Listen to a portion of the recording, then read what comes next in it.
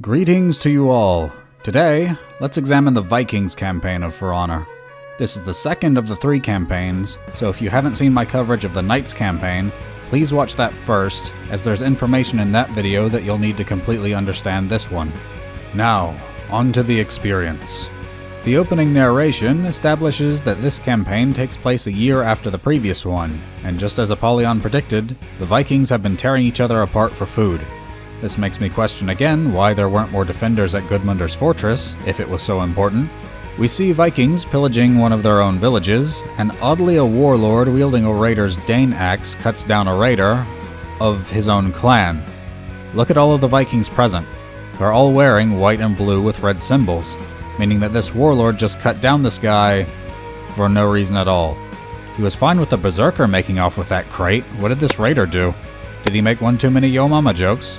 Nobody else even cares. These Vikings are part of Ragnar's clan. He's the raider that Apollyon let live in the previous campaign, and now he's somehow head of this clan. How that came to be, nobody knows. He went from a nobody who lost to the Blackstone Legion to being the leader of this clan who's snatching up all the resources. Well done, I suppose. Oddly, all of the Vikings' food seems to be plant-based. Where's the meat? When I think of what a Viking would eat, I imagine someone who would have livestock to kill and consume, not someone munching down on some lettuce. How are you going to keep up that physique on carrots? Shaking my head. We then cut to the guys unlucky enough to be stuck guarding the entrance to this village instead of stuffing their faces, and they have quite the odd assortment of gear. Now I know that the classes in-game are a gameplay mechanic, but it's strange that Ubisoft would take the time to render these guys with gear other than what they can normally equip. There's a normal raider on the left, and a normal berserker on the right, but the raider in the back is wielding a skildir, the typical design of the shield that the Vikings used, and a warlord's sword, while the raider on the back right has only a single hand axe. And lo and behold, the berserker front and center has a shield and a hand axe. Ubisoft, give me please. Movement in the trees distracts this motley lot, and the raider goes to investigate. It's not his day though, as an axe comes swinging in from off-screen to end his life. Transitioning to gameplay, his severed head is thrown back towards his companions, who are now all equipped with the weapons that the game restricts them to, and we see a grand total of 5 Vikings charging this lot. Enter the raider. This is who we'll be playing as for the majority of this campaign, and she's even duller than the warden. Well, at least he had the shtick of wanting to stand up for justice and virtue. The raider has angry grunting.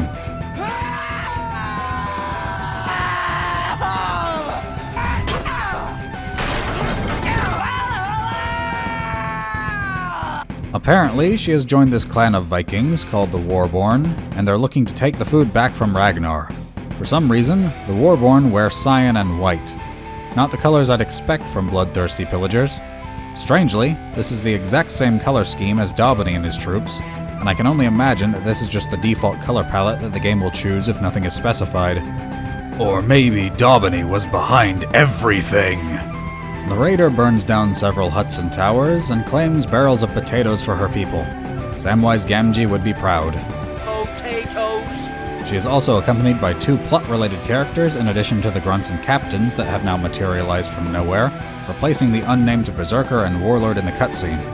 According to other sources, their names are Helvar and Runa, but they're never said in-game, nor are they displayed, so I will refer to them as Unga and Bunga respectively, considering that these Vikings have the intellectual capacity of the average caveman. Speaking of cavemen, the Vikings got the short end of the stick in this game.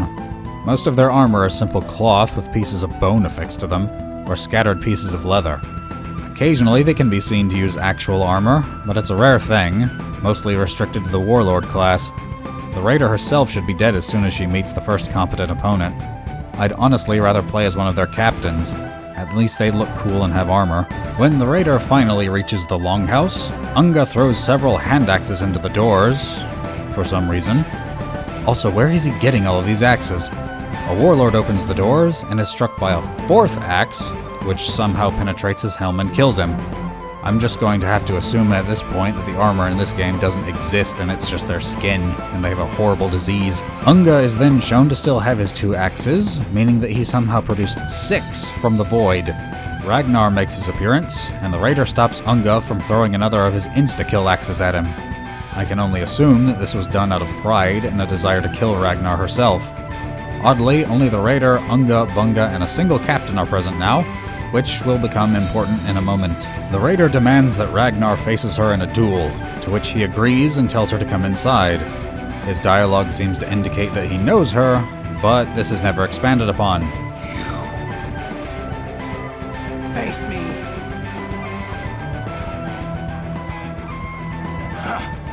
Come on in then. Now there is a spontaneous battle between Ragnar's clan and the Warborn, who are somehow already inside the Longhouse. How? First, the Iron Legion can materialize from nowhere, now the Warborn? Ugh. What's doubly strange is that only some of them seem to be fighting, as many of the others on both sides are just standing around and watching the fight. What is this? Ragnar and the raider proceed to fight, until it becomes clear that Ragnar will lose. The raider strikes at Ragnar, who blocks with his own Dane axe, but blood shoots out of him for some reason. Why? He stumbles back into a pillar, but the raider takes forever and a half to wind up another swing, giving Ragnar enough time to flee the scene, throwing one of the Warborn grunts and one of his own at the raider to slow her down. The raider says, "Oh, like hell," as he abandons the fight, which is a decidedly less accurate usage of the term than Gunmundur used in the previous campaign. Ubisoft, Vikings didn't use the same slang we do. This is out of place. Oh, like hell.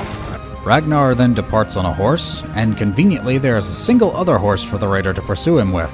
The two then have a chase for far too long, and Ragnar seems to have acquired Molotov cocktails from somewhere, as he will drop them from time to time. The raider will also have to deal with other members of Ragnar's clan who try to stop her, and using a Dane axe on horseback like that would be clumsy at best. Still, if that's all you've got, I suppose, then you'll have to make do. Eventually, the raider snags an all too conveniently placed axe and hurls it into Ragnar's back, and he falls from his horse. See, halfwits? This is why you wear armor. If only this trick could be used against the raider herself. We then shift awkwardly to another cutscene where Ragnar falls down for a second time. No, really, this is the uncut version. We don't get to see him get up, it just cuts to him falling down again. The cinematography was a little lax here. The raider proclaims, What you've done is wrong. "You're Vikings. You people are kind of known for doing wrong things. It's why history remembers you so well." She then smashes him across the face with the knob of her axe, and he makes no attempt to block, evade, or counter it. He just gets smacked around. Maybe he enjoys this sort of thing. He then swings in such a predictable manner that I could have seen it coming while I was still a single-celled organism. The raider successfully blocks this, and then knocks his weapon aside, then strikes him in the stomach with her axe head. If you'd had a poleaxe or a halberd, he'd be dead right now. Heck, even a bill would do. Ragnar then just flops to the ground, and I have to question how he killed 40 soldiers in the last campaign. He even got Davis, the monster! Including Davis. The raider then tries to preach ethics, but this is laughable coming from a Viking. You feast, while all around you people starve! Ragnar gets to his feet, and she swats his axe aside before cutting him across what looks to be the jaw. That should have been a game over for Ragnar. His helm doesn't protect his jaw, and if he survived the wound, he wouldn't be able to eat after that. That's a death sentence in this era, one way or another. The raider then kicks him back to the ground, then splits his axe in twain while spouting more philosophy. You and your warriors will learn to live like the rest of us! Or you will become food for crows. Also, Ragnar's lucky the raider's axe didn't hit his leg. Seriously, that came within inches of his femoral arteries, and never mind his other bits. Ragnar then has a rather nonsensical line. Take a listen. Hey, child! Might as well ask me to pick up farming! We're Vikings. You do realize that the entire situation you find yourself in was caused by the harvest of your farms being destroyed, right? You people have farms just like everyone else. People like to say that the historical Vikings raided to survive. This is false. For one, show me where they kept the chest freezer in those longboats. Supplies were a secondary concern. Also, if your lands are so desolate that you depend on raiding other people to survive, what happens when they have a bad year? guess what? You die too.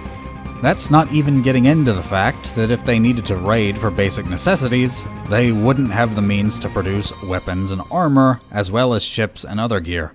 No, Vikings were pirates before pirates were a thing. Ragnar then has a pitiful swing at the raider, who blocks his attack, then catches the beard of his axe with the haft of her weapon and yanks it out of his hand, disarming him. He then refuses the raider's terms and claims Valhalla, and the raider executes him. Dude, you only get into Valhalla through death in battle. Kneeling there and waiting to be cut down won't get you in. We can also see that Unga and Bunga have somehow caught up, despite the length of the horse chase. Continuity just isn't a thing anymore, I guess. The raider then approaches a random shield captain and asks him if he's in charge now. The man just looks about stupidly until the raider offers to let their clan join them, and the nondescript captain accepts. Well, that was subpar. But let's see what the rest of this campaign has in store. They weren't much to look at, but they were a start. The next level begins without so much as a grunt from the raider.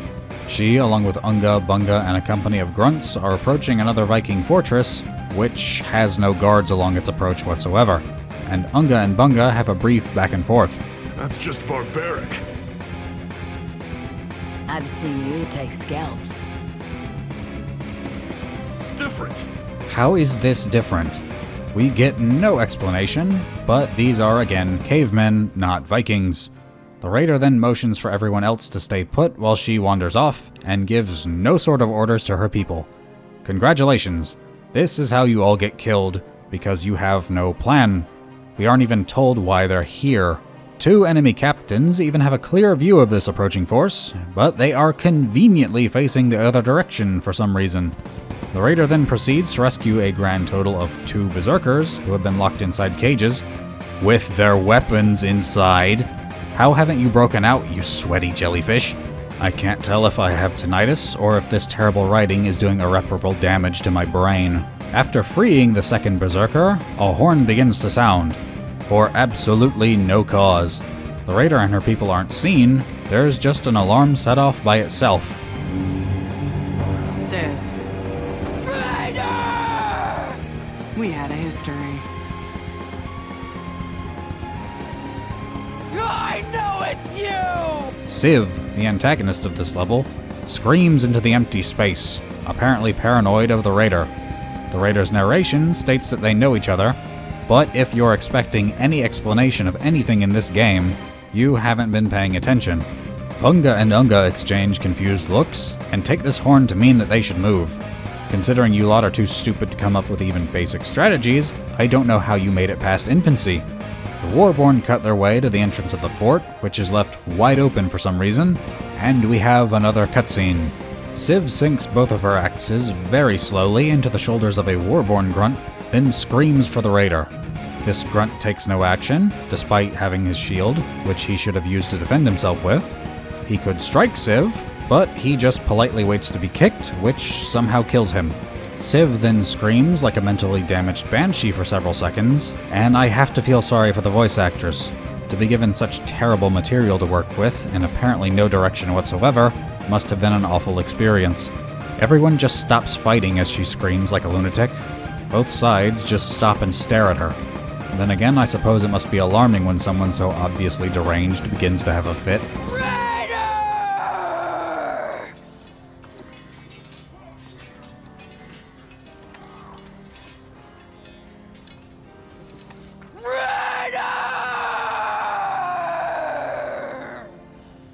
The raider then shows herself, and Civ demands to know what she's doing with the Warborn, after several awkward seconds of just staring at each other.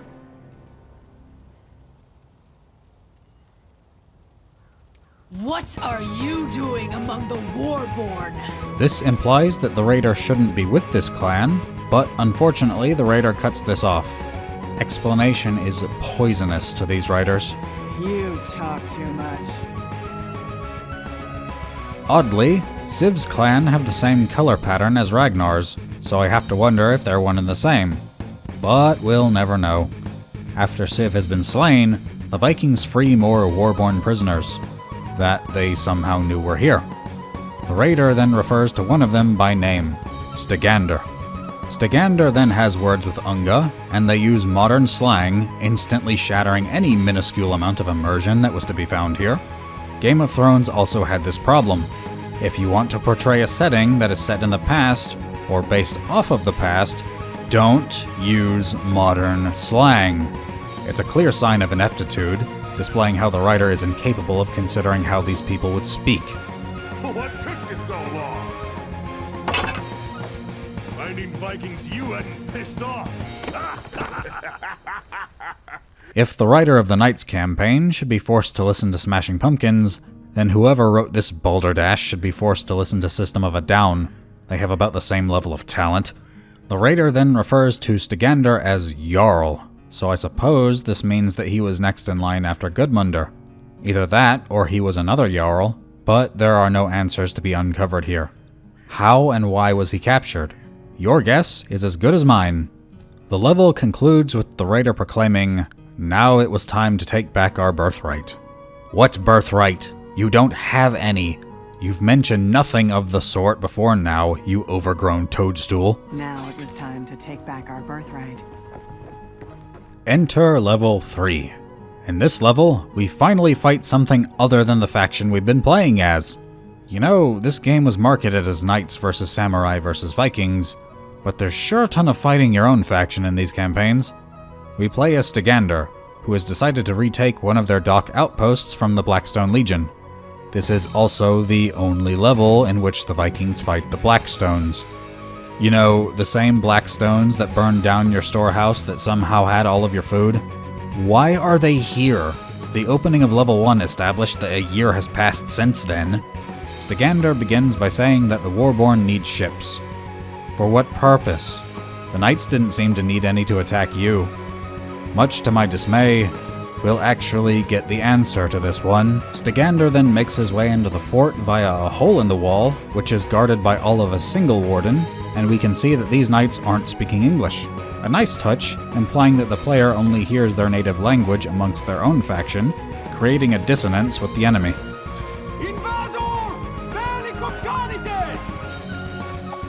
The Jarl then fights his way to the gates, and opens them for his troops.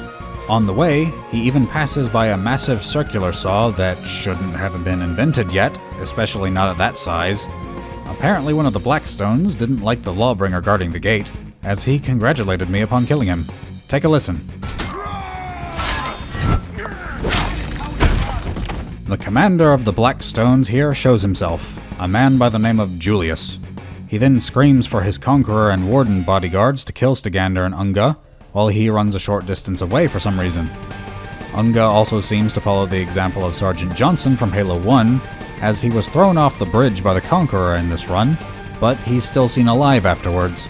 Send me out with a bang. After putting Julius down, we get the ending cutscene, and I now want to slam my face against my desk at this idiocy. The Warborn begin rummaging through the supplies that the Blackstones had kept, and they discover samurai supplies, of all things. Unga reports that samurai ships have been washing up all summer. Where did these come from? Samurai ships, washing up all summer long, full of this junk. Why they've been washing up, we'll never know. He even refers to it as junk, but that Kabuto is better armor than everything you're wearing combined, you evolutionary throwback. Stygander then screams like he's slammed his hand in a car door. The samurai! They're weak. We outnumber them 10 to 1. And Unga insists that the Vikings are a stronger force, as they outnumber the samurai 10 to 1. Stygander then declares that the samurai are a target for them because they've had a good year. Well, moron, if their ships have been washing up in enemy territory all summer, then they've had a bad year. But that would go right over your head now, wouldn't it? The Vikings then decide to raid the samurai. Why? Let's take a step back and look at this. The Blackstones destroyed your food and set in motion your own sort of civil war. Shouldn't you be wanting to attack them? The samurai haven't shown a single solitary hair in this story. They've been a complete non-entity. But no. You decide to go after the samurai. I guess you Neanderthals are just too scared of the knights. But we're only halfway through this arduous adventure of agony. Finally, the samurai enter the scene. The opening cutscene of the 4th level is visually impressive, and I have to commend the team that worked on it. There are some writing problems, however. Firstly, the raider states that the samurai knew they were coming. How? Where did they get this information, and why would you attack somewhere so heavily fortified if they knew you were coming?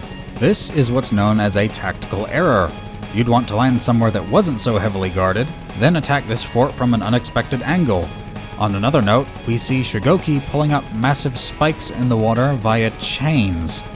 This is not an efficient system. As the Vikings make landfall, the raider claims, "I welcome you all!" You can only welcome someone arriving to where you are, not when you're the one arriving, you simpleton. The Vikings then begin their assault, and real Vikings might have stood a chance against samurai, but these remnants of the Paleolithic era shouldn't stand the slightest inkling of a chance. The raider then states, The gates of that fortress hadn't worked for a century. All we had to do was get through them. "How would you know? And if they don't work, why wouldn't the samurai fix them?" What? But thankfully, the samurai are smarter than these slack-jawed apes, as the portcullis does indeed work, and it closes, locking them out. Thank you, samurai. Please destroy these Vikings. But we aren't so fortunate. The Vikings have magic of their own, it seems, as they bring up devices that shoot grappling hooks onto the top of the fortress walls. The raider then begins to climb, and for some reason she isn't shot off. She has next to no armor, so an arrow or two should be sufficient to end her. But she has far too much plot armor for this, as even when a grunt knocks the hook and rope away, she just climbs up the wall like she's in Genshin Impact. Side note, Amber's best girl, fight me. Nobody attacks the raider as she slowly clambers over the railing and her axe is not in her hand, but her force field of terrible writing protects her from this. The raider then tears apart the gate controls, using her roid rage in a thoroughly unrealistic manner. Why there weren't more guards at this critical component of their defenses isn't clear, but I've come to expect this level of ineptitude. The gate then opens, letting the Vikings inside. The Kensei in command of this fortress glares at the raider from the other side, and then walks away, leaving his Orochi attack dog to fight her. The Orochi promptly loses. The raider and the Warborn fight their way further inside, and the Kensei is seen again, disposing of 3 lobotomized Viking grunts who just stand there and wait to die. He then yells in outrage at the raider, and the portcullis closes magically behind her, leaving the two by themselves. This Kensei, named Fujikyo, then gives a short speech as he walks to a more open area, with the raider just following behind. If you don't have your subtitles on, as they're off by default, then you won't have a clue as to what he's saying, unless you speak Japanese. The raider is of course incapable of anything more than 2 syllables, and the pair duel to the death, which the raider wins. As the level concludes, the raider declares that her people would call this the Great Raid. Coming from these drooling half-wits, such a simple name makes sense. Them winning against samurai does not. That day reminded our people what Viking fury could do. The Great Raid, they would call it. And it had begun. In level 5, we now play as Bunga. While she has fancier gear than Unga, she's no more intelligent. She's been sent into the mire to find a way through it. Of course, she too is protected by the ward of the riders, and thus isn't cut down by the samurai in this stooge-stricken swamp. After killing a group of samurai, one of the dying grunts lets off a primitive firework as a signal to others, and I have to wonder how this came into being. It was China that invented fireworks, not Japan. Have these samurai been fighting the Wu Lin, who didn't exist at the time? Regardless, Bunga says, Whoever that warrior had alerted was probably who I wanted to talk to. remember that line. It'll be important in a moment. Bunga then kills her way further into the bog until she decides to torture a lone grunt to death. Stagander then arrives inexplicably and asks her what she learned from him. Her response? I don't speak Japanese. You just said that you needed information out of them, but you don't speak the language? I take it back. Whoever wrote this needs to be subjected to a 48-hour bombardment of country music. Stagander then has a moment of floundering about, exclaiming, Well, now what? We need maps. "Aren't you supposed to be the Jarl? You're supposed to have the plans, genius." Bunga then informs him that there's a monastery nearby, pointing towards a bell. Maybe I'm just ignorant, but how is that any different from the other scattered structures you passed on the way here? Stygander then has a clunky set of lines where he repeatedly tells her to wait while he gets reinforcements. Bunga doesn't. Wait here. I'll get reinforcements. Wait for us here.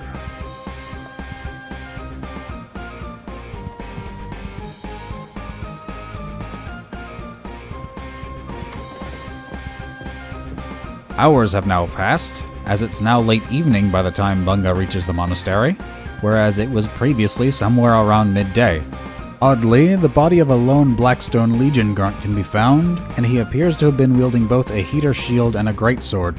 Seriously, that weapon's bigger than he is. No explanation of his presence is given, at least at present. Bunga then makes her way to the top of a tower, where there just so happen to be the maps she needs, in a chest. How fortuitous. It's also fortunate for her that everyone just approached her one at a time instead of rushing her, but oh well.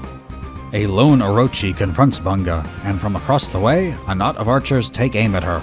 Oddly, the captain in charge of them is speaking English for some reason. So much for consistency and immersion. Archers! As these slow arrows fly through the air towards her, the Orochi kindly allows Bunga to use him as a shield, as hers is just for show, and his armor does absolutely nothing to stop these projectiles. This hurts my brain. Holy Jesus. What is that?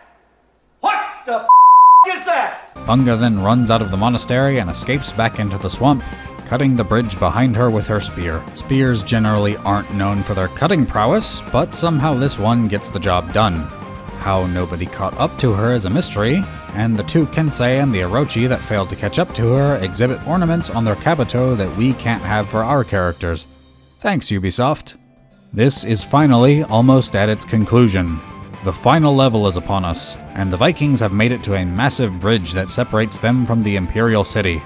The Raider narrates, Behind that bridge lay a whole city full of plunder. And if we failed now, we would leave with nothing to show for it. Good.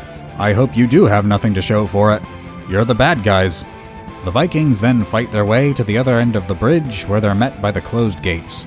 If there's anyone left who thinks that these are anything more than cavemen, take a look at this. This is no gate. It's more like a door.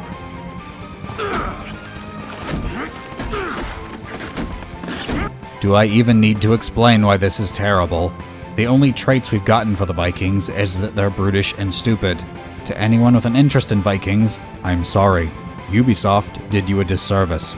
Those aren't even wood-cutting axes they're hacking away at the gate with. War axes and wood axes are decidedly differently shaped. Stygander then comes forward with a single magic grappling device and climbs up alone. Why no one goes with him is unexplained, as per usual. It's not a bad idea. You might live. A horn sounds, and the Vikings turn about to see that the hero of the story has arrived. General Tozen, with samurai reinforcements. Knowing that they should be cut down if there was a single competent rider, the raider screams, Valhalla, to which the other Vikings echo her.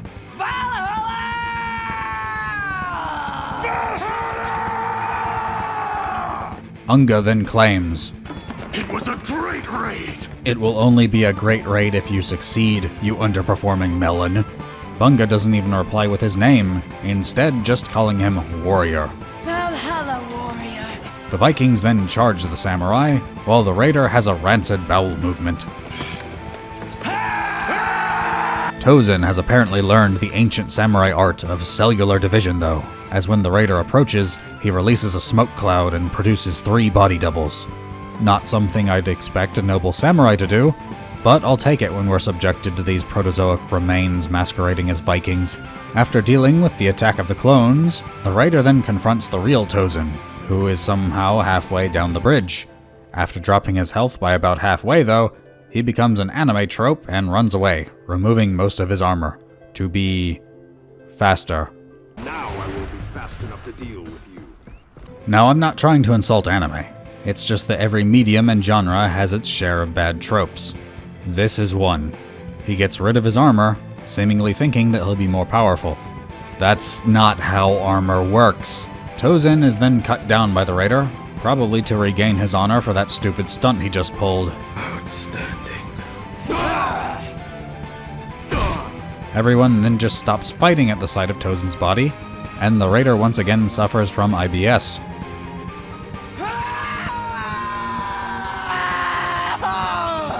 The samurai forces then retreat in the direction the Vikings came from.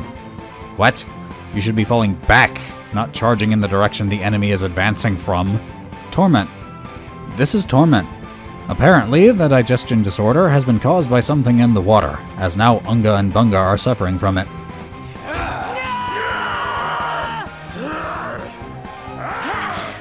Attracted by the stench of their byproducts, Stygander makes his reappearance, proclaiming that the gate has been opened.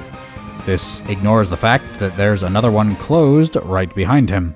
It would seem that Tozin was the only defender of this land, however, as now the Vikings can just make off with whatever they desire. Somehow, some way, by some means, there is no one left to fight them. Help me. But it isn't over yet. Don't touch that dial, because Apollyon can be seen watching this.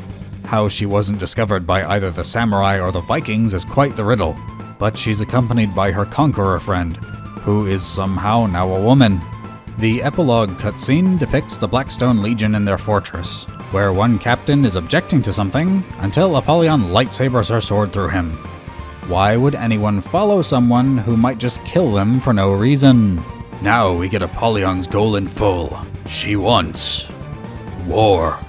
That's it. She just wants people to fight. So I suppose anytime two humans see each other, they're supposed to fight to the death? Well, good luck surviving as a species. War. Huh? The natural state of our species.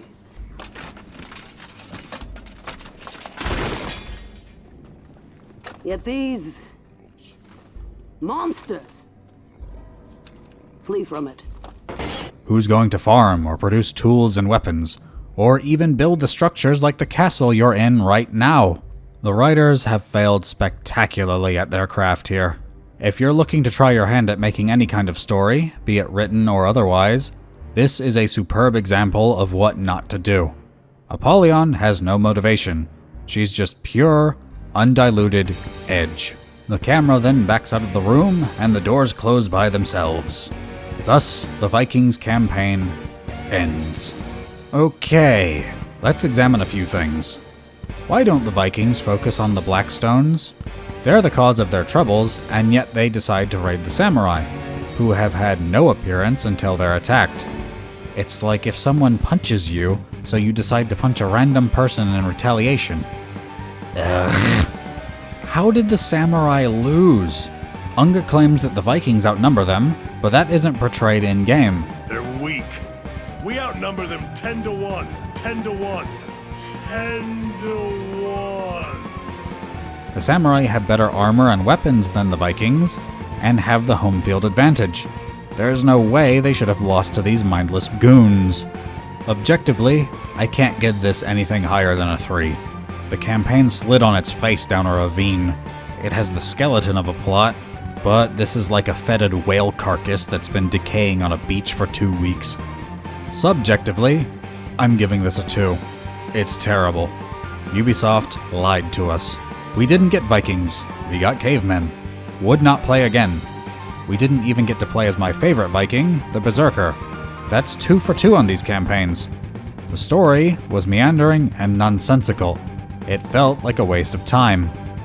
If you found this video enjoyable, then I'd appreciate you leaving a like, and I'd like to give you a genuine thank you. May all of you have a weapon in each hand.